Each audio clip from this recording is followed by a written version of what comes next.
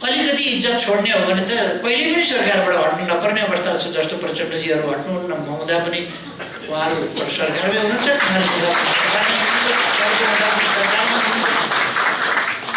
अलिकति कहिले पनि सरकारमा बस्नु पाइने खालको इज्जत साथ मात्रै कि सरकारमा हुन्छ कि प्रतिपक्षमा हुन्छ, कि आफ्नो नीति कार्यान्वयन गर्छ कि गलत नीतिका विरुद्ध लड्छ र आफ्नो नीति कार्यान्वयन गर्ने। नेपाल गरिब छ भने कसले बनाउँछ भन्दा हामी हरेकले भन्नु परेको छ। म बाहिर गएर नेपाल बन्दैन, रेमिटेन्स ल्याएर नेपाल बन्दैन, नेपाल बनाएर नेपाल बन्छ।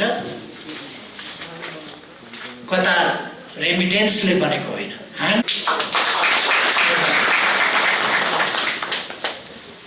नेपालीहरू बाहिर गएर कतार बन्द रहेछ, नेपाल बन्द रहेछ। हामीले 6 किलोमिटर सरदर बाटो पक्का गर्यौं, त्यति नै बाटो ग्राभल गर्यौं, त्यतिकै बाटो कच्ची बनायौं। हामीले 2 दिनमा एउटा पक्की सडक पुल बनायौं, 2 दिन। त्यस्तै गरी 2 दिनमा एउटाका दलले जसो झोलुके पुल बनायौं। अब मैले पनि लिएर लड्नुपर्ने प्रचण्ड माधव सेनापतिहरू एउटै यस्ता उनीहरूले पार्टी कुटाउन लागेका छन्, उनीहरूले आन्दोलन ध्वस्त पार्न लागेका छन्। बङ्गाली नवाबकै ताल। मुख्य कुरा तपाईहरुको सिपको प्रयोग र तपाईहरुले इनोभेटिभ ढंगले अब देशमा फर्किएपछि रिटर्निज फेडरेसनले विभिन्न कोअपरेटिभ्स मार्फत, सहकारीहरू मार्फत, अरु विभिन्न सहकारीहरू मार्फत स्थानीय निकाय, स्थानीय जनतालाई साथ लिएर नयाँ ढंगले विकासको एउटा आधुनिकीकरणको एउटा लहर सञ्चालन गर्नुपर्छ। अनुरोध गर्दछु, म लामो समय लिन तपाईहरुले यो एउटा ज्यादै महत्त्वपूर्ण काम विधिवत रूपमा आजको यस प्रथम बेलाबाट अगाडि बढाउनु भएको छ। यस कामको आयोजनाका लागि म तपाईहरुलाई धन्यवाद भन्न चाहन्छु र यसको सफलताको लागि धेरै धेरै शुभकामना भन्न चाहन्छु र सफल बनाउनका लागि पार्टीको तर्फबाट पूर्ण रूपमा सहयोग रहने विश्वास पनि जनाउँछु।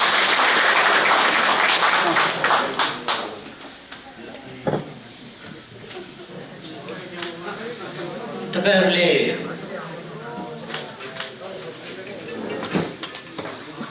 प्रारम्भमै आफ्नो अवधारणा पत्र, त्यस अवधारणा पत्रमा आधारित आफ्ना उद्देश्यहरू, आफ्ना काम र कर्तव्यहरू, आफ्नो वैचारिक दिशा, आफूले जान चाहेको गन्तव्य, आफू कुन विचारबाट कसरी निर्देशित हुने भन्ने कुराहरू समेत स्पष्ट गरेर घोषणापत्र जारी गर्नुभएको छ र घोषणापत्र सँगसँगै आफूलाई कसरी सञ्चालित परिचालित गर्ने, आफूलाई कसरी संगठित गर्ने र त्यो संगठनलाई कसरी सञ्चालित परिचालित गर्ने तत्सम्बन्धमा आफ्नो विधान पनि तयार गर्नुभएको छ। यसरी तपाईहरुले प्रारम्भमै आफूलाई व्यवस्थित गरेर अगाडि बढाउनु भएको छ। म तपाईहरुलाई यसका निम्ति बधाई भन्न चाहन्छु र यो खुसीको कुरा हो। तपाईहरुले आफ्नो प्रारम्भ नै एउटा व्यवस्थित कामबाट सही ढंगले कामको थालनी गरेर अगाडि बढ्नु भएको छ। भन्ने गरिन्छ राम्रो सुरुवात राम्रो सफलताको ग्यारेन्टी हो। अर्थात् राम्रो सुरुवात आधा काम सफल भयो भन्ने कुरा हो। अथवा तपाईहरुले आधा काम सुरु गर्नुभएको छ, अर्थात् काम हुने कुराको ग्यारेन्टी गर्नुभएको छ, सुनिश्चित गर्नुभएको छ। मैले विदेश किन जानु पर्यो, विदेश गएर के भयो आदि कुराहरूतिर धेरै विश्लेषण गर्दिनँ। किनभने यो तपाईँ हामी चर्चा गर्दा गर्दा जाने बेलामा पनि त विदेश जाँदा खुसी हुँदै कोही गएको छैन, आँसु बगाउँदै आँसु पुस्दै मनमा गाँठो पारेर परिवारसँग छुट्टिएको पीडा बोकेर विदेश गएको छ। त्यति बेला पनि हामी सबैलाई कारण थाहा छ, जानेलाई पनि थाहा छ, पठाउनेलाई पनि थाहा छ। त्यही कुरा त्यही चर्चा गरेर फेरि मैले समय धेरै किन दिएँ। त्यहाँका भोकाइहरू पनि थाहा छ।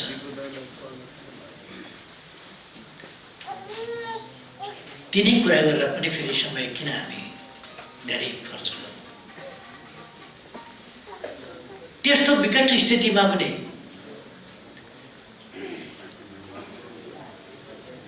त्यसरी प्रवासमा जीविकाको खोजीमा, जीवनको खोजीमा गएका दाजुभाइ दिदीबहिनीहरूले आर्थिक रूपमा देशलाई पुर्याएको योगदान असाधारण महत्त्वको छ भन्ने कुरा पनि हामी सबैलाई थाहा छ। त्यसमा पनि चर्चा हामीले सामाजिक र खास गरी पारिवारिक सम्बन्धहरू धरापमा पारेर आफ्नो वैयक्तिक र पारिवारिक जीवनलाई धरापमा पारेर अप्ठ्यारोमा पारेर कहिले कहिले ठुलो क्षति बिहोरेर तर देशलाई लाभ नै दिएको छ रेमिटेन्स मार्फत। यस कामका निम्ति म हिजो पनि विदेशमा गएर काम गरेर केही अर्निङ गरेर देशमा रेमिटेन्स पठाएका सबैलाई धन्यवाद भन्न चाहन्छु र आज जो गरिरहनु भएको छ उहाँहरूलाई पनि सम्मान व्यक्त गर्न चाहन्छु। यो ठुलो कुरा हो। यद्यपि मैले थुप्रै ठाउँमा बोल्दा भन्ने गरेको छु, नेपाल जस्तो देश छोडेर जुन देश जीवनमय छ, जुन देशमा हरियो परियो बनाउनका लागि देशमा वृक्षारोपण गर्नु पर्दैन। वास्तवमा वृक्षारोपण अलिकति वातावरणीय सन्तुलनको प्रयास हो, अलिकति आर्थिक उन्नतिको प्रयास हो। धेरै धेरै मात्रामा भन्यो भने तमासा हो। एकातिर वन सिद्ध्याउँदैछ, अर्कातिर वृक्षारोपण गर्दैछ, वृक्षारोपण गर्ने भनेर खर्च बढाउँदैछ। धान रोप्ने ठाउँमा सिसौ लगाएको छ अनि धानको उत्पादन बढ्ने भएन। धान चाहिँ अन्तबाट ल्याएको छ, उखु बाहिर, चिनी बाहिरबाट ल्याएको छ, धान बाहिरबाट ल्याएको छ अनि यहाँ चाहिँ सिसौ लगाएको छ। यस्तो स्थिति किन भयो भन्दा देश ट्र्याक्टरमा पनि पसेको छैन, ट्र्याक्टरमा प्रवेश गरे पनि चलाउने मान्छे छैन।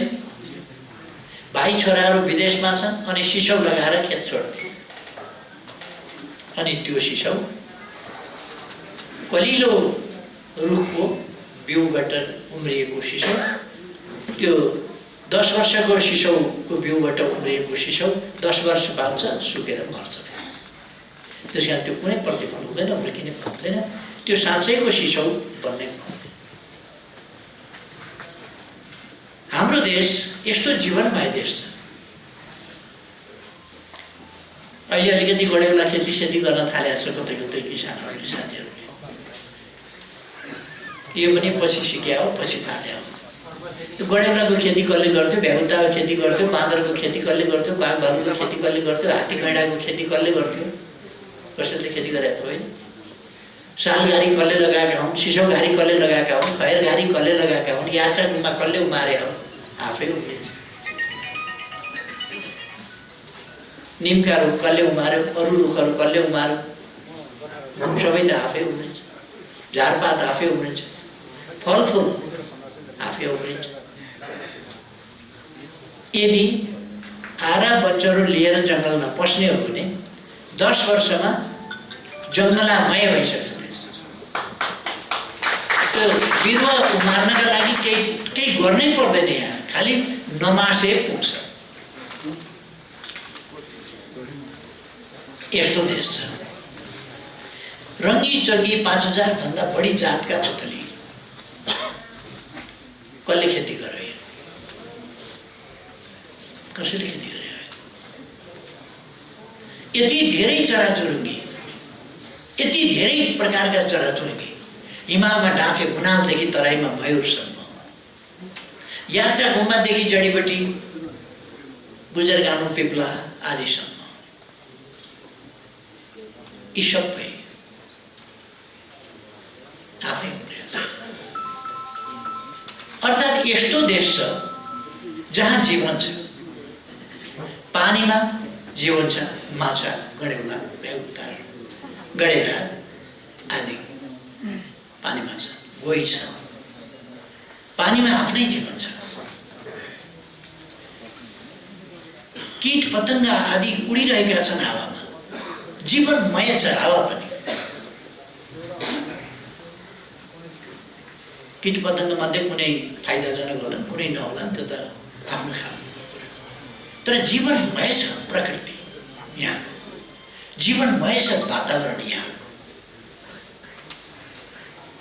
वन्य जन्तुका लागि, चराचुरुङ्गीका लागि, अरू जीव जन्तुका लागि, मानिसका लागि, जलचरका लागि, थलचरका लागि, नभचरका लागि, उभयचरका लागि, सबैका लागि बाँच्न अनुकूल छ। वातावरणको हिसाबले अनुकूल छ, कठिन छैन। यस्तो देश जो जीवनमय छ, जहाँ पानीमा जीवन उम्रिन्छ, हावामा जीवन उम्रिन्छ, धरतीमा जीवन उम्रिन्छ, झारपातमा जीवन उम्रिन्छ, रुखमा जीवन उम्रिन्छ, जङ्गलमा जीवन उम्रिन्छ। यस्तो जीवनबाट मरुभूमिका देशहरूमा जीवन खोज्न हामी गइरहेका छौँ। बाँच्ने उपाय खोज्न मरुभूमिका देशमा गइरहेका छौँ। अघि खगराज्यले भन्नुभयो, हाम्रो देश गरिब हुन सक्ने देशै होइन। शासकीय गलत प्रवृत्ति, जनतामा न्यून चेतना, शासकीय व्यवस्थापन जुन गर्नु पर्थ्यो त्यो नगरिदिने कुरा, गलत मनसाय र चेतनाको कमी पनि छ शासकहरूमा पनि र जनतामा पनि। यी सबै कुराहरूले हामी यस्तो उल्टो बाटो हिँड्नु परेको छ। हेर्दा हेर्दै नेपालीले कतारलाई कहाँबाट कहाँ पुर्याए, कस्तो कतार कस्तो भयो, बालुवाको कतार आधुनिक सहर।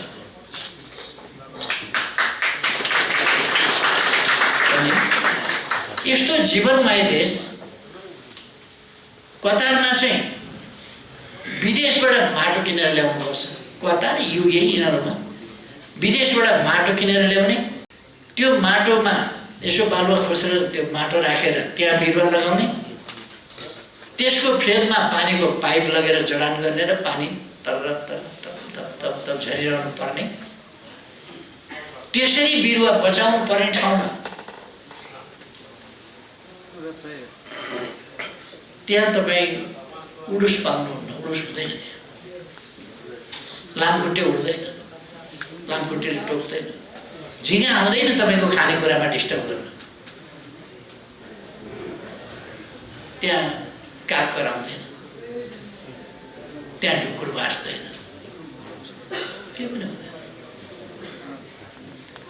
त्यहाँ खरायो पनि छैन, बिरालो पनि छैन, चरो पनि छैन, मुसो पनि छैन। अर्थात् जीवन छैन त्यहाँ। त बाँच्ने भनेको जबरजस्ती बाँच्ने एउटा मान्छे, अर्को ऊँट, अर्को भेडो।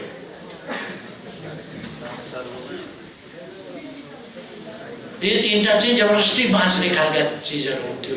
भेडो भनेको हिमालमा नि बाँच्छ, तराईमा पनि बाँच्छ, मरुभूमिमा जहाँ पनि बाँच्छ। त्यो मान्छे पनि हिमालतिर लग्यो भने पनि बाँच्छ, 50 डिग्रीमा पनि बाँचेको छ, -50 मा पनि बाँचेको छ। ऊँट पनि त्यस्तै महिना दिन पानी नखाए पनि अलिकति रिजर्भ बोकेर हिँड्छ, त्यसैले काम चलाउँछ, महिनौसम्म पानी बिना पनि बाँच्न सक्छ।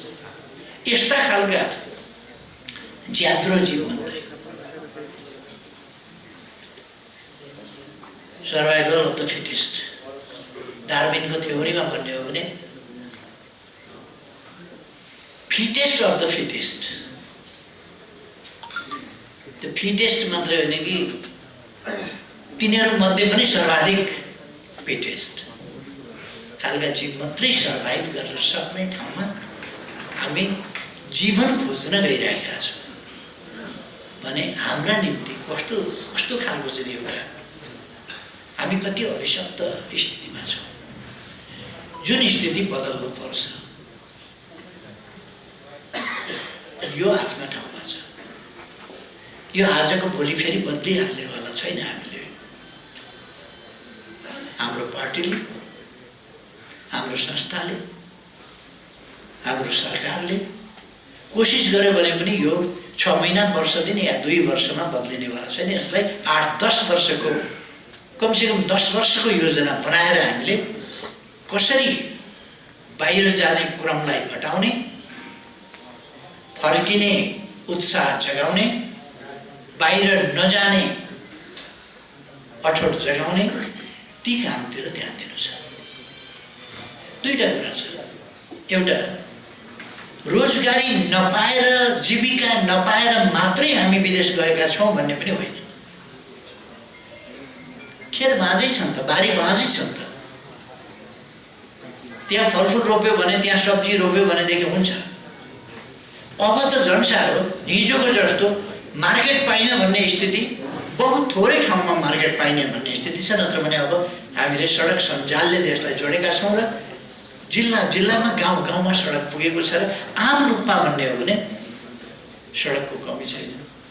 जहाँ पुगेको छैन त्यो पनि 1-2 वर्ष 3 वर्षभित्र हामी पुर्याइसक्छौँ। त्यसकारण अब 5 वर्षको प्लानिङ गर्ने हो भने हामी कृषि क्षेत्रलाई आधुनिकीकरण गर्न सक्छौँ।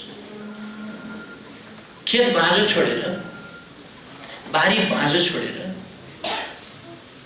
बाहिरिने स्थिति पनि छ। त्यो किन बन्यो?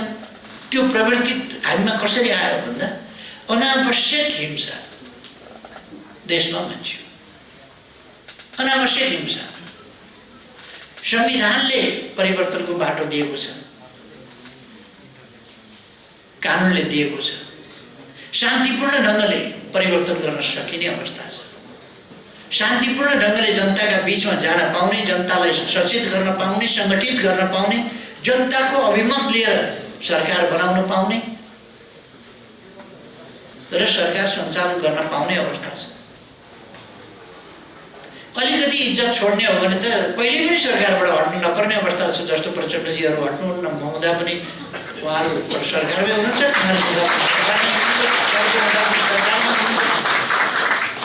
अलिकति पहिले पनि सरकारमा बस्नु पाइने खालको इज्जत साथ मात्रै कि सरकारमा हुन्छ कि प्रतिपक्षमा हुन्छ, कि आफ्नो नीति कार्यान्वयन गर्छ कि गलत नीतिका विरुद्ध लड्छ र आफ्नो नीति कार्यान्वयन गर्ने। अब हामी बीचमा एउटा अनावश्यक हिंसाको चपेटामा गाउँमा बसिसक्नु अवस्था भयो। कि गलत क्रियाकलापमा लाग्नै पर्ने कि भाग्नै पर्ने, दुईटा मात्रै विकल्प रहँदा हामीले घर छोडेर पहिले सहरतिर, सदरमुकामतिर हामफाल्यौँ, त्यहाँ पनि सुरक्षित भएन। त्यसपछि राजधानीतिर हामफाल्यौँ, त्यहाँ पनि सुरक्षित भएन। त्यसपछि हामी विदेशतिर हामफाल्यौँ, जहाँ अलिकति सुरक्षित भयो। यसबाट एउटा खेतबारी बाँझा किन रह्यो भन्दा रोजगारी नपाएर भन्दा पनि हिंसाको चपेटामा बाँझा रह्यो। यही देशमा हुँदाहुँदै पनि खेतबारी बाँझो छ, तर गाउँमा जान सकिएन, सक्ने अवस्था भएन, छोडेर मान्छे हिँड्न पर्यो। त्यस खालका स्थितिहरू भयो। अब त्यो अवस्था पार गरेका छौँ हामीले, हिंसा अन्त्य गरेका छौँ हामीले। त्यसकारण अब प्राय विदेश जानु पर्दैन। पहिलोपल्ट म प्रधानमन्त्री हुँदा स्वाट विदेश जाने प्रतिशत घट्यो, फर्किने कायम रह्यो, विदेश जाने घट्यो, विदेश जाने घट्यो, रेमिटेन्सलाई अलिकति रेगुलेट गर्दा रेमिटेन्स बढ्यो, हुन्डीलाई अलिकति हतोत्साहित गरिदिँदा र त्यसलाई अलिकति रेगुलेट गर्दा रेमिटेन्स बढ्यो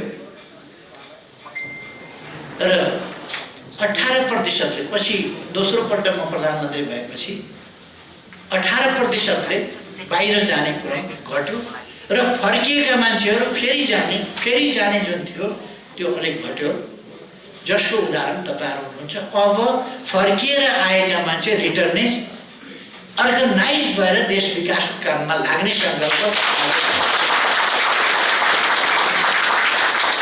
वास्तवमा यो नेकपा एमाले जगाएको हामी गर्न सक्छौं विकास, हामीले गर्नुपर्छ भन्ने कुरा हो। मैले थुप्रै ठाउँमा थुप्रै प्रसङ्गहरूमा भन्ने पनि गरेको छु। ससाना कुराहरूले कहिले कहिले देख्दा सानो एउटा घटना परिघटनाले ठुलो परिवर्तन ल्याइदिन्छ। अक्सर म भन्ने गर्छु, जर्मन अघिल्लो शताब्दीमा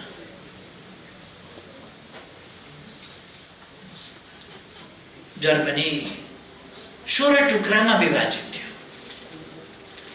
वरिपरिका छिमेकीहरूले यताकोले पनि तानेको छ, उताकोले पनि तानेको छ, उताकोले जर्मनी ठुलो देश तर अस्तव्यस्त असङ्गठित अनि अरू ससाना वरिपरिका देशहरूले चोडचाड लुसलास गरेर 16 टुक्रा बनाएको थिए जर्मनीलाई। त्यहाँ विचार कस्तो थियो फैलिएको भन्दा सबै कुरा पूर्व निर्धारित छ, पहिले नै तय भएको हुन्छ। तपाईँ गरिब हुने कुरा पहिले नै तय भएको थियो। यो अहिलेको कुराले होइन, यो तपाईँ जन्मिनुभन्दा अगाडि तपाईँको तय भइसकेको छ। तपाईँ जन्मिने पनि पूर्व तय कुरा हो, त्यो तपाईँको भाग्य पनि पूर्व तय छ। तपाईँ गरिब हुने पनि पूर्व तय छ। तपाईँ अमेरिका जाने, जापान जाने, इजरायल जाने, मलेसिया जाने अथवा युए जाने, कहाँ जाने हो, कतार जाने हो कि कता जाने हो, त्यो पनि तय छ। तपाईँले स्यालेरी रिङ्गिटमा पाउने हो कि धराम्समा पाउने हो कि डलरमा पाउने हो कि युरोमा पाउने हो कि केमा पाउने, त्यो पनि तय छ। युआरमा पाउने हो केमा पाउने हो, कति पाउने त्यो पनि तय छ। तपाईँको विद्यार्थी हुनुहुन्छ भने तपाईँको रिजल्ट कस्तो आउँछ त्यो पनि तय छ। सबै पहिले नै तय छ भने पढ्ने बेसरी किन, दुःख गर्ने बेसरी किन, तय छ। तय कसले गर्छ भन्दाखेरि अदृश्य सर्वव्यापी अदृश्य एउटा चाहिँ परम शक्ति छ जसले सबै कुरा तय गरेको छ, निर्माण गरेको छ, सञ्चालन गरेको छ, त्यसैको सञ्चालनबाट हिँड्छ। यो फिलोसफी जर्मनमा व्यक्त थियो र जर्मनहरू त्यसबेला बडो भाग्यवादी, भरोसावादी, भइहाल्ला हो भगवानको इच्छा भनेर निकम्मा हुने प्रवृत्ति असाध्य थियो।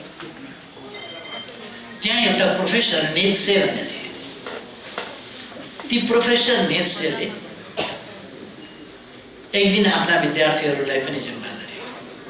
एउटा परालको पुतली बनाए, एउटा कठबासको तरटन्डी बोके लाठी, अनि त्यो पुतली लिएर उनी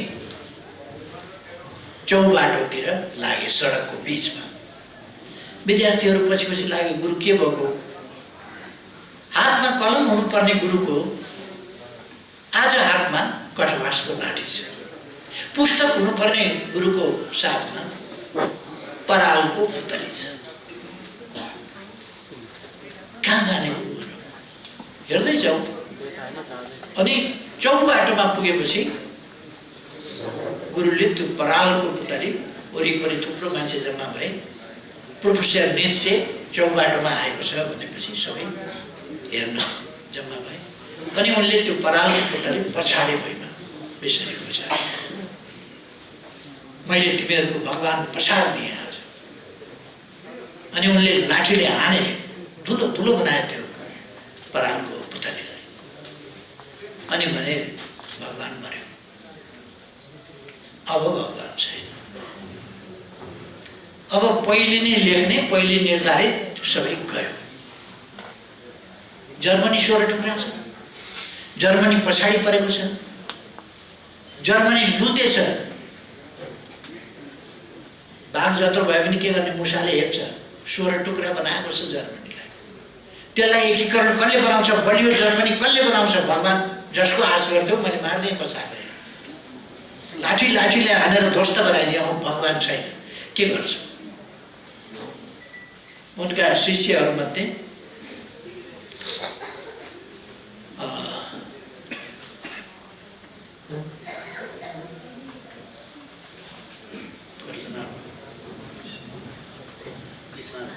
बिस्मार्क,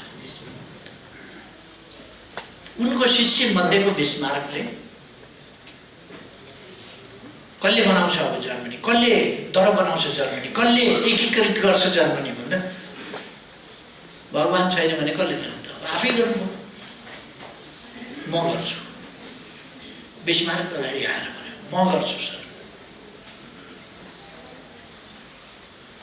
हो, गर्छु। अर्को अगाडि बढ्यो, म गर्छु। अर्काले पनि भन्यो, म गर्छु। त्यो विद्यार्थीहरूको टिम पछि गएर जर्मनीको आइरन म्यान अफ जर्मनी भनेर भनियो बिस्मार्क, जो त्यहाँको पावरफुल चान्सलर भयो। उसले उसको नेतृत्वमा त्यो 16 टुक्रामा विभाजित भएको, खोसिएको, लुटिएको जर्मनी फिर्ता आयो। जर्मन दर भयो, बलियो भयो, विकसित भयो। मान्छेले गर्छु भन्यो भने, म गर्छु भन्यो भने, बिस्मार्कले भनेको थियो सबभन्दा पहिले, म गर्छु, म बनाउँछु, म एकीकरण गर्छु, म दर बनाउँछु जर्मनी। आजको आवश्यकता पनि हाम्रो त्यही हो। नेपाल गरिब छ भने कसले बनाउँछ भन्दा हामी हरेकले भन्नु परेको छ, म बनाउँछु। बाहिर गएर नेपाल बन्दैन, रेमिटेन्स ल्याएर नेपाल बन्दैन, नेपाल बनाएर नेपाल बन्छ।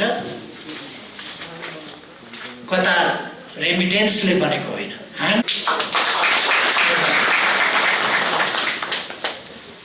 नेपालीहरू बाहिर गएर कतार बन्द रहेछ, नेपाल बन्द रहेछ।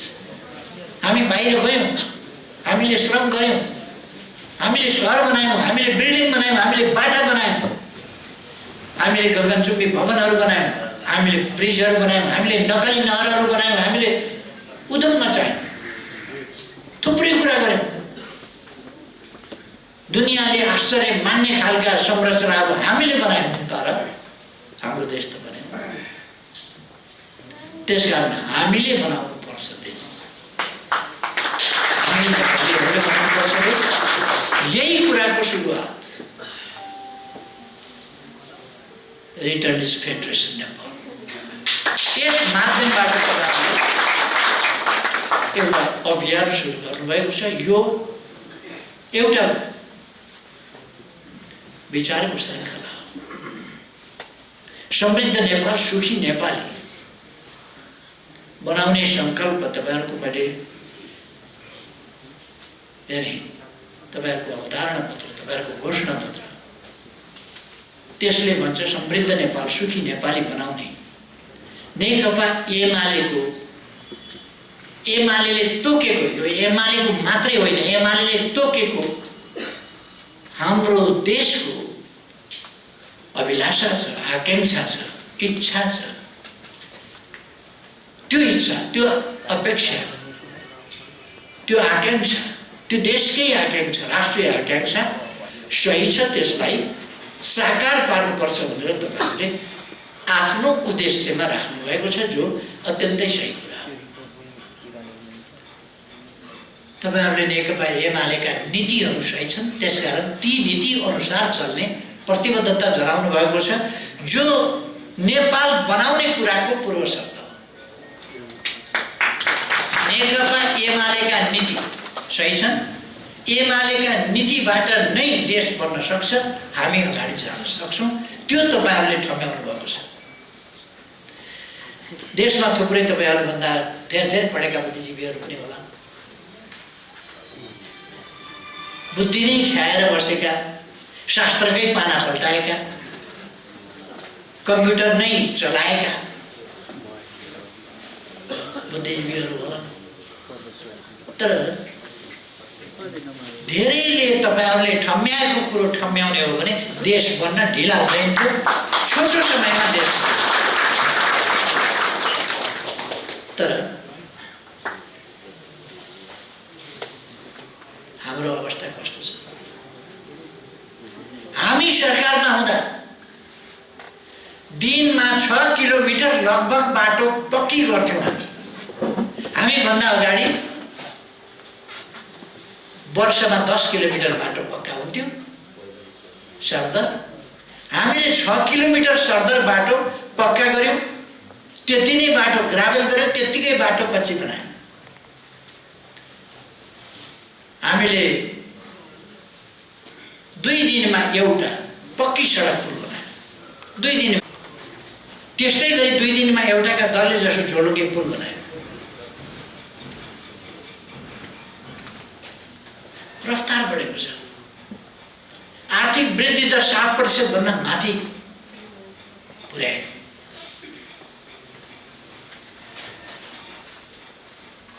हाम्रा बुद्धिजीवीहरू अधिनायकवाद हो, तानाशाही हो भनेर कोही जनता मारिएन, दमन गरिएन, विपक्षमाथि मुद्दा लगाइएन, गिरफ्तार जस्ता कुराहरू गर्ने, झुटा मुद्दा लगाउने त्यस्ता क्रियाकलाप गरिएन। जाल साँझ नेकपा एमालेको नेतृत्वको सरकारले गर्दैन, गर्न दिँदैन, गरिएन। अधिनायकवाद हो, तानाशाह हो भनेर हुँदा हुँदा प्रतिक्रमण हो भनेर बुद्धिजीवीहरू गराउन थाले।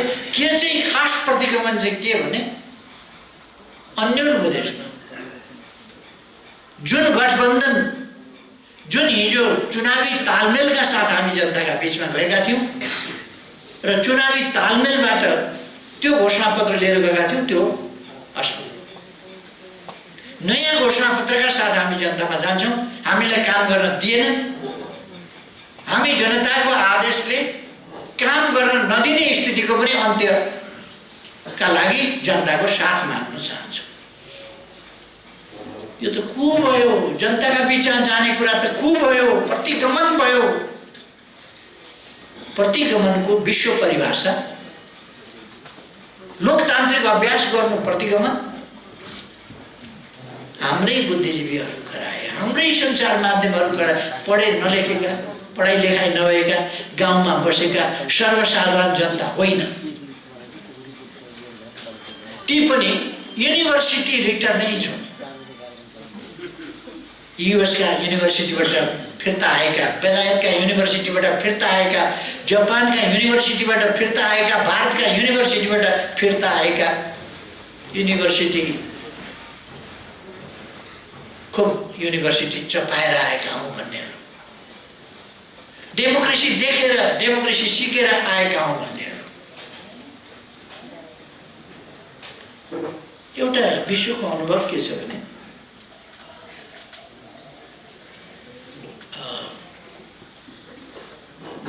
यो विकास सिक्न बाहिर गयो भने पनि अलिअलि सिक्न सक्छ, तर आफ्नै तरिकाले विकास अगाडि लानुपर्छ, नकल गर्न सक्दैन। प्राविधिक हिसाबले घर बनाउन सिक्यो भने काम लाग्छ, केस काट्न सिक्यो भने काम लाग्छ, लुगा सिउन सिक्यो भने काम लाग्छ, जहाँ सिकोस्। सर्जरी गर्न सिक्यो भने काम लाग्छ, बिमारी जाँच्न सिक्यो भने काम लाग्छ, इन्जिनियर भएर नाप्न सिक्यो भने काम लाग्छ, प्लानिङ गर्न एउटा प्लानर भएर प्लानिङ गर्न सिक्यो भने काम लाग्छ, म्यानेजमेन्ट सिकेर म्यानेजर भयो भने काम लाग्छ। बाहिरबाट पोलिटिक्स सिकेर बाहिरको जस्तो पोलिटिक्सका यहाँ आएर पाण्डित्य छाट्यो भने काम लाग्दैन। त्यो चीनले 28 बोल्सेविक बन्न परेपछि 28 जना विद्यार्थी रुसमा मार्क्सवाद लेनिनवाद पढ्न पठाएको थियो। ती फर्केर आएपछि तिनीहरूले चिनिया कम्युनिस्ट पार्टीलाई धुरुक्कै भए। ती चीनमा मार्क्सवादी लेनिनवादी विश्वविद्यालयमा पढे मार्क्सवाद लेनिनवाद क्रान्ति कसरी हुन्छ भनेर त्यहाँ जे भएको थियो त्यो नपढे। तिनीहरूले जे भएको थियो उहाँ त्यो पढे, त्योभन्दा वरपर गर्न दिँदैन। यहाँ त्यस्तो परिस्थिति यहाँ छैन। अनि त्यस्तो बुद्धिजीवी कस्तो हुन्छ? क्रान्ति सिकेर आएको बुद्धिजीवी कस्तो शास्त्रीय हुन्छ, शास्त्रवादी हुन्छ? मैले एउटा प्रसङ्गमा भनेको थिएँ, उहिलेको जमानामा एउटा बुद्धिजीवी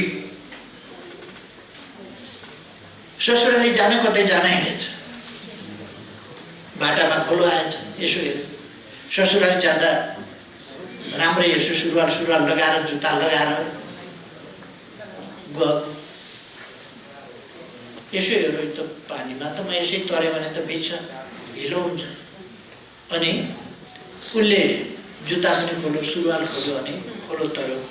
पारिपट्टि गएर टिपोट लेख्यो। खोलो तर्दाखेरि बाटामा कतै जाँदा खोल्सी भेटियो भने त्यो तर्दाखेरि जुत्ता सुरुवाल फुकालेर तर्नुपर्छ र पारिपट्टि गएर जुत्ता लगाउनुपर्छ, नत्र जुत्ता भिज्छ, जुत्ता बिग्रिन्छ।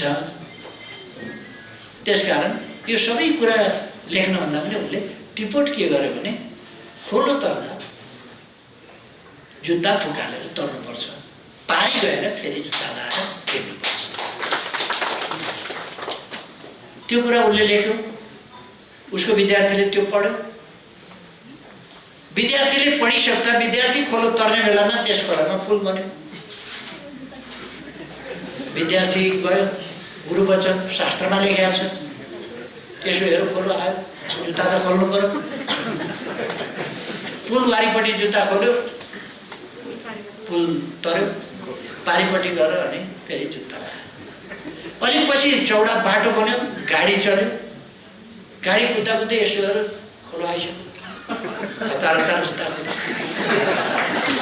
गाडीले पुल पारी पुगेपछि अनि फेरि जुत्ता पारिपट्टि गएर हतार जुत्ता लगायो, चढिरहेछ गाडी। यस्तो शास्त्र कतिपय विद्वानहरू देखिन्छ त्यस्तै शास्त्र पढेका, त्यही गर्ने। हामी त्यस्तो शास्त्रवादी होइन, यथार्थवादी।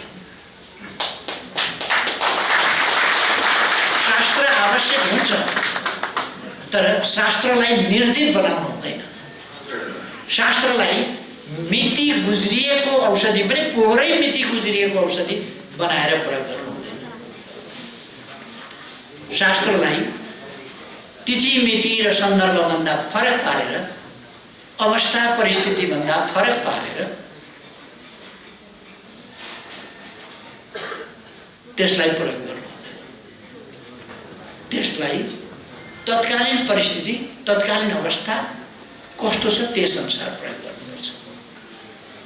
अहिले हेर्नुहोस् न, 30,000 बालिकाहरूले, हाम्रा 30,000 बालिकाहरूले यसपल्ट नर्सिङ पढ्छौँ भनेर एप्लाई गरे। सरकारले नीति लियो नर्सिङ क्याम्पस बन्द गरिदियो र बढीमा 1,000 बालिकाहरूले नर्सिङ पढ्न पाउँछन्। यहाँ 29,000 बालिकाहरू बाहिर जान्छन्, नहुने रोएर बस्छन्, नहुने अरू कुनै विषय पढ्ला, नत्र भने बाबुआमाले च्यानापुल्टो गरिदिन्छन्, चिरिपरि झन्झट पर्छ। अब उनीहरूको प्रगति रोकियो, उनीहरूका सपना चकनाचुर भए, उनीहरूको जीविका बर्बाद हो। हाम्रो बुद्धिजीवीहरू एक शब्द बोल्दैनन्। हिजो प्रधानमन्त्रीले एकजना कुन डाक्टरसँग 9 बुँदे सम्झौता गरे अरे, 7वटा माग पुरा गर्न 9 बुँदे सम्झौता। त्यो सम्झौता किनभने यहाँ नर्सिङ क्याम्पस चलाउन पाइँदैन, नत्र भने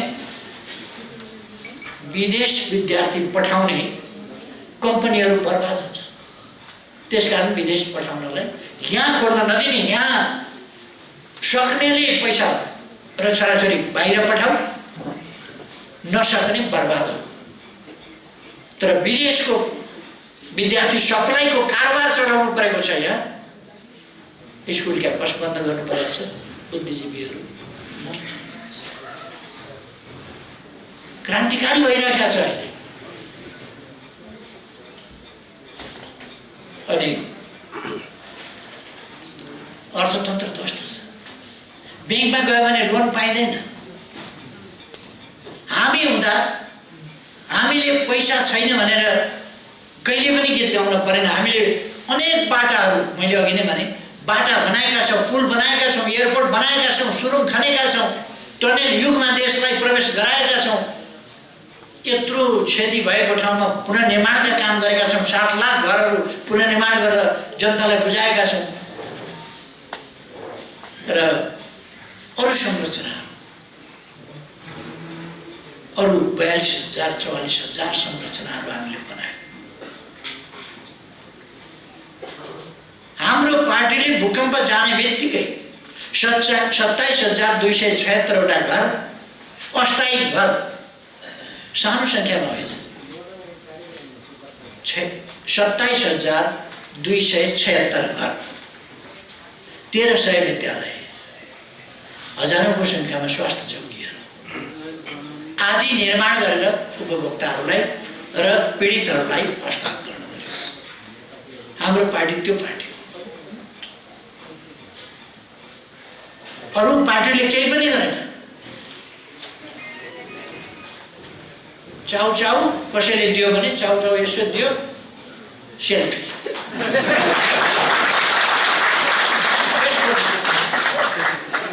महानदाता चाउचाउ वितरण गर्दै 27,000 भन्दा बढी घर वितरण गरेको, विद्यालय स्वास्थ्य चौकी वितरण गरेको केही चर्चा छैन, गर्न चाहँदैन, किनभने एमाले गरे। अनि कुनै अर्थ नभएका कुराहरूको चाहिँ प्रचार।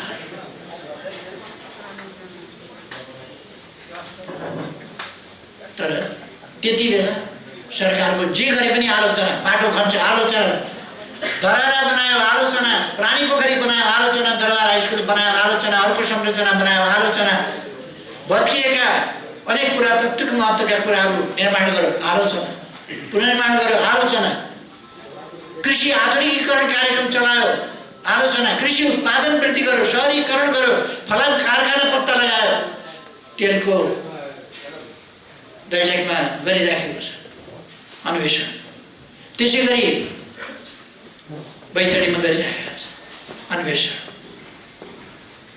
मिनरल्सहरूको प्रयोग। हामी आत्मनिर्भर हुन्छौँ फलाममा अब 3 वर्षपछि। नेकपा एमाले त्यो गरेको छ, आइरन एन्ड स्टिल प्रोडक्सन र त्यसबाट हुने अरू खालका कुरा। हामीले इलेक्ट्रिक कारहरूको एसेम्बलिङ यहीँ गर्ने, इलेक्ट्रिक एरामा नेपाललाई प्रवेश गराउने, हामीले डिजिटल एरामा प्रवेश गरायौँ। सोइल टेस्टको घर घरमा गएर माटो छान्नु पर्दैन। हामीले एक्सरे गरेका छौँ जमिनको, टेस्ट एक्सरेबाट आफ्नो मोबाइल एप्सबाट आफ्नो किता कहाँनिर छ, कस्तो छ मेरो किता भन्ने एप्सबाट र डिजिटल सर्वे, त्यस मार्फत हामीले जग्गाको चाहिँ नि गुणस्तर कस्तो छ, कुन बाली लगाउने, के गर्ने, त्यस्तो पत्ता लाग्यो। सरकारको आलोचना भएको छ धेरै पछि कराएका छन् उद्धम। र त्यो सरकार ढालेरै छोडे। देशी विदेशी अनेक थरी प्रतिक्रियाकारीहरू मिलेर सबभन्दा बढी बङ्गाल किन हारेको थियो अङ्ग्रेजहरू भन्दा, अङ्ग्रेजलाई बङ्गालले नै तीबाट बङ्गाला फुकालेर फिर्ता पठाइदिन्थ्यो। तर किन सकेन बङ्गालले भन्दा, मिर जाफर भन्ने प्रधान सेनापति बङ्गालको, ऊ चाहिँ अङ्ग्रेजले पाएको घुसमा बिग्रो, अङ्ग्रेजका लागि काम गर्न थाल्यो। लड्नुपर्ने सेनाले आफ्नै सेनापति अङ्ग्रेजको दलाल भएपछि के गर्ने? त्यसपछि उसलाई हटाएर मीर कासिम भन्ने उसको ज्वाइँलाई सेनापति बनाइयो। ऊ झन् सजिलोसँग ससुराकै पालादेखि बिग्या झन् सजिलोसँग। मैले पनि लिएर लड्नुपर्ने प्रचण्ड माधव सेनापतिहरू एउटा बिग्रेको उनीहरूले पार्टी कुटाउन लागेका छन्, उनीहरूले आन्दोलन ध्वस्त पार्न लागेका छन्। बङ्गाली नवाबकै ताल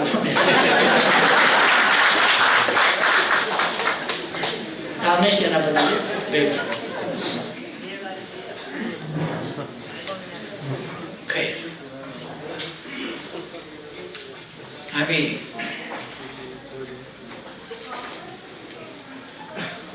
यो देश गरिब हुन सक्ने होइन भन्ने कुरा हामीले बुझ्नुपर्छ र यसलाई अब बढी गरिबीमा रहिरहन दिन हामी सक्दैनौँ। यसलाई समृद्ध नेपाल र सुखी नेपालीमा परिणत गर्नुपर्छ। हाम्रै पालामा हाम्रा मन्त्रहरूमा उहिले पनि लेखिया थिए, सर्वे भवन्तु सुखिनः, सबै सुखी रहौँ लेखिया थियो। आशीर्वचन जस्तो थियो।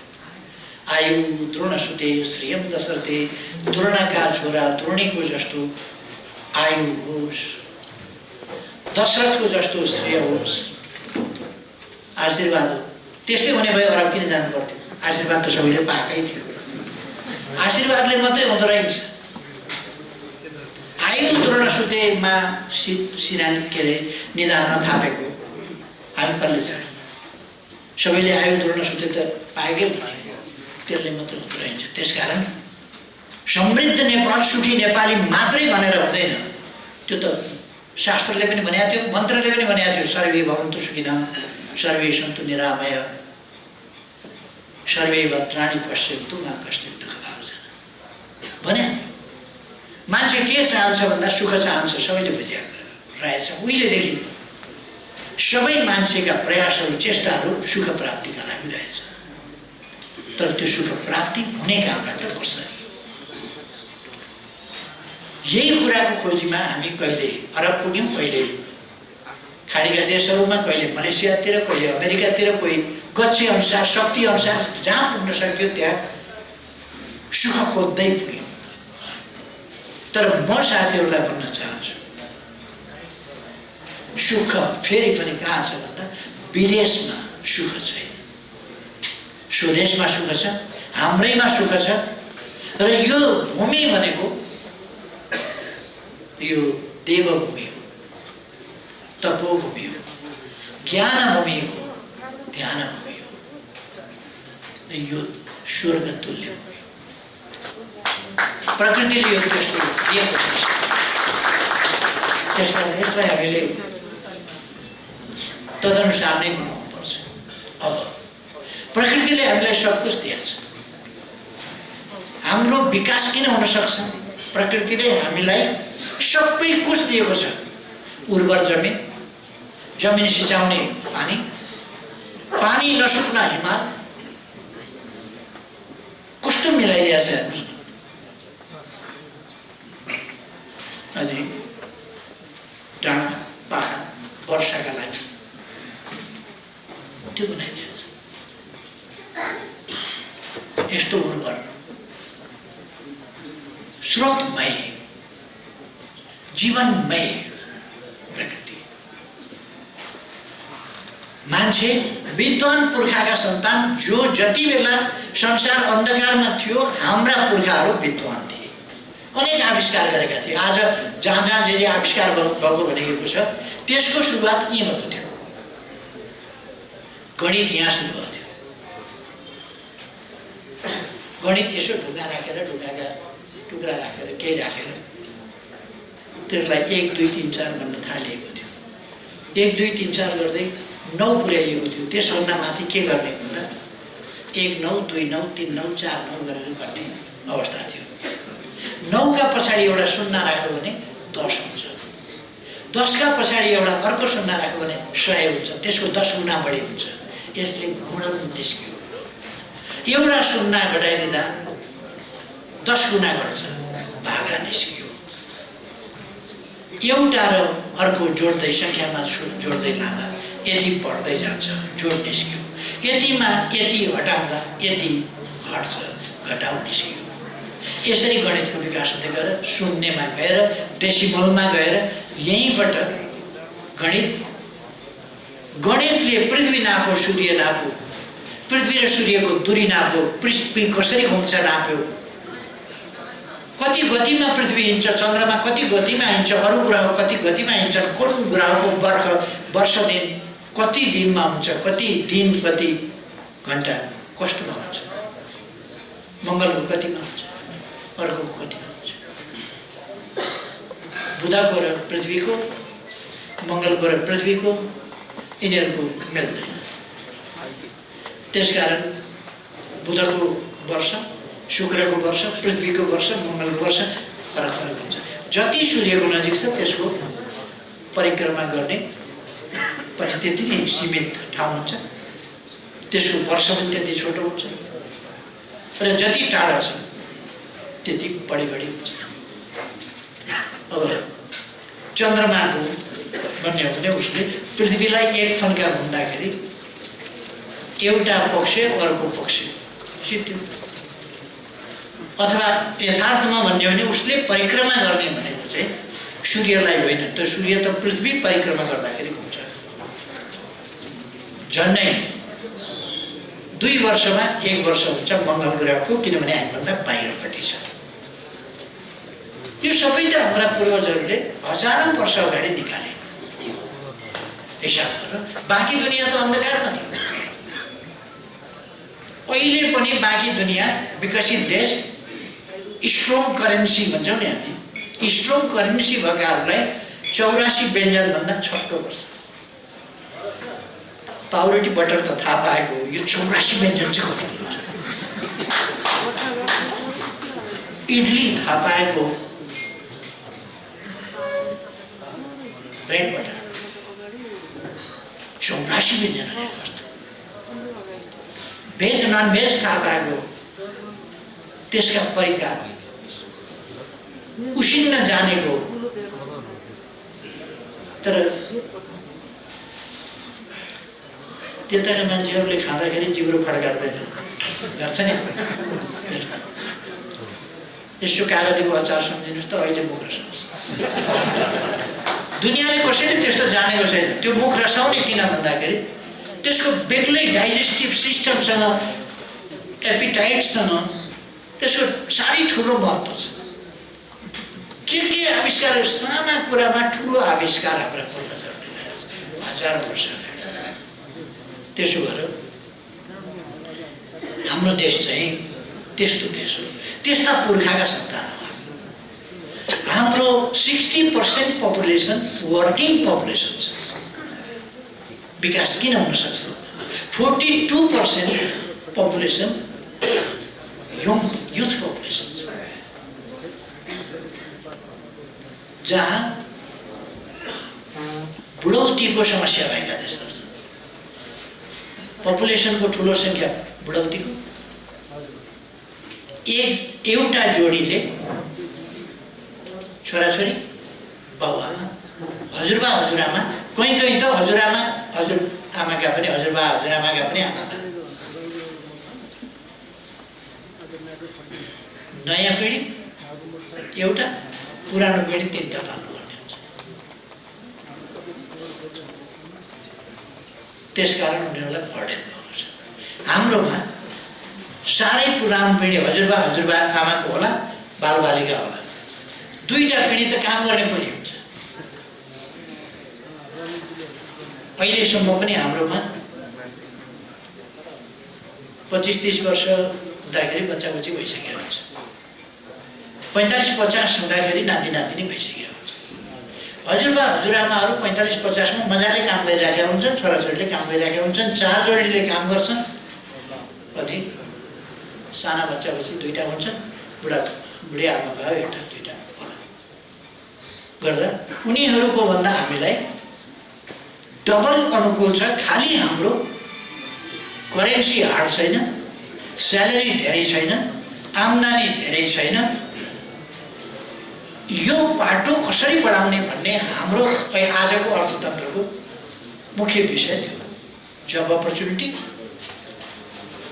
हाम्रो अर्थतन्त्रलाई सबल बनाउने, उपभोग्य वस्तुहरूको आफूले उत्पादन गर्ने, किन्न नपरोस्, विदेश पठाउने वस्तुहरूको उत्पादन बढी गर्ने, ताकि करेन्सी आर्जन गर्न सकियोस्। करेन्सी आर्जन गर्न बाहिर जाने होइन, मान्छे पठाउने होइन, वस्तु पठाउने, हाम्रो प्रोडक्सन पठाउने र पैसा खिच्ने, मान्छे गएर पसिना बगाउने होइन, पसिना यहाँ बगाउने, उत्पादन यहाँ गर्ने, धनी यसलाई बनाउने, करेन्सी खिच्ने। पहिले के गरेछ भने अरूले अलिअलि करेन्सी दिएर हामीलाई सोझै खिचेको छ उनीहरू, हामीलाई नै तानेर त्यहाँ लान्छ, हामीबाट देश बनाउन लाउँछ, यति करेन्सी दिएर पठाउँछ। त्यस स्थितिलाई हामीले उल्टाउनु पर्छ र यहाँ तयार गर्नुपर्छ।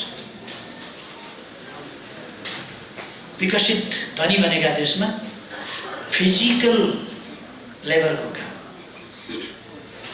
त्यसको मूल्य धेरै महँगो छ। एउटा डाक्टर जोडीले एउटा काम गर्ने सहयोगी घरमा राख्न सक्दैन, किनभने उसको स्यालेरी, ती दुईटाले स्यालेरी दिँदा तिनीहरूको घर चलाउन गाह्रो पर्छ, त्यति महँगो हुन्छ त्यो फिजिकल लेबर। सबै एजुकेटेड मान्छे छ, फेरि पनि फिजिकल लेबर गर्छ भनेदेखि अलिकति एजुकेटेड मान्छेले लिने भन्दा अलिक बढी लिन्छ। त्यसो भएर अब मैले यी सबै कुरा भनेको तपाईहरूले जुन अर्गनाइजेसन आज भेलाबाट नीति, अवधारणा, घोषणा र विधान समेत तपाईहरू वैचारिक हिसाबले सङ्गठित, सङ्गठनको हिसाबले सङ्गठित र त्यस सङ्गठनलाई चलाउने विधान सहितको निर्दिष्ट एउटा सुदृढ आबद्धताका साथ अगाडि बढ्ने जो अठोट गर्दै हुनुहुन्छ त्यो साह्रै प्रशंसनीय र यो एउटा उल्लेखनीय कुरा छ। यसले एउटा नयाँ च्याप्टरको सुरुवात गरेको छ।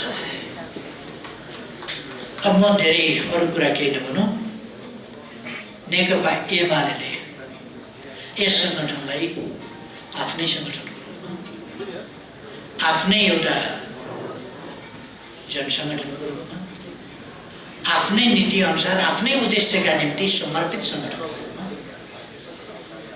अथवा पार्टीको एउटा परिवारको रूपमा यसलाई लिएर साथसाथै लिएर अगाडि बढ्नेछ।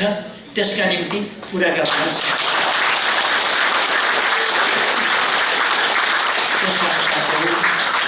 ढुक्क भएर उत्साहका साथ अगाडि बढ्न म सबैलाई आग्रह गर्न चाहन्छु।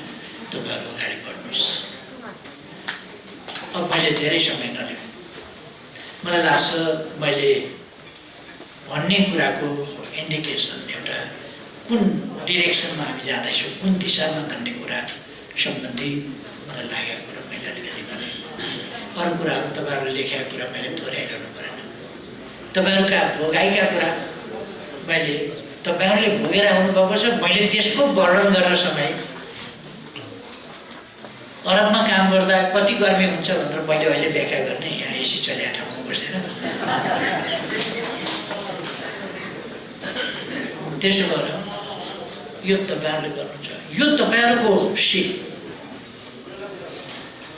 मुख्य कुरा तपाईँहरूको सिपको प्रयोग र तपाईँहरूले इनोभेटिभ ढङ्गले अब देशमा फर्किएपछि रिटर्निज फेडरेसनले विभिन्न कोअपरेटिभ्स मार्फत, सहकारीहरू मार्फत, अरू विभिन्न सहकारीहरू मार्फत स्थानीय निकाय, स्थानीय जनतालाई साथ लिएर नयाँ ढङ्गले विकासको एउटा आधुनिकीकरणको एउटा लहर सञ्चालन गर्नुपर्छ। यस काममा तपाईँहरूलाई सफलता मिलोस् भन्ने शुभकामना व्यक्त गर्दै आफ्नो भनाइ यही टुङ्ग्याउँछु।